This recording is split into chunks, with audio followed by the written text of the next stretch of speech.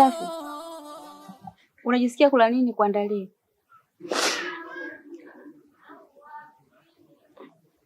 Labda mngenipikia tu uji alafu niwekee na ndimu nyingi.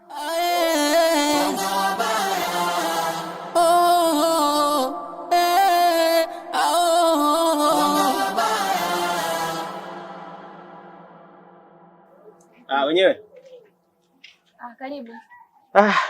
Wanakuogopa wakubwa na watoto, unawanga aso kujua ni nani, aibu mtaani kumbe chawi la gizani. Pole kwa kuuguza ubaya. Bisafi, shikamoo. Marahaba. Naendeleaje? Nini shida bibi yangu? Shida ni kwamba mimi nilienda shambani. Nilipofika shambani pale nimeshika jembe kidogo tu nikaona mgongo umeshtuka. Sasa katika kushtuka mgongo ndo tatizo likaanzia hapo. Nitumie dawa gani? Kuna dawa natumia lakini za hospitali na za kienyeji natumia. Pole sana bibi yangu. Pole mama.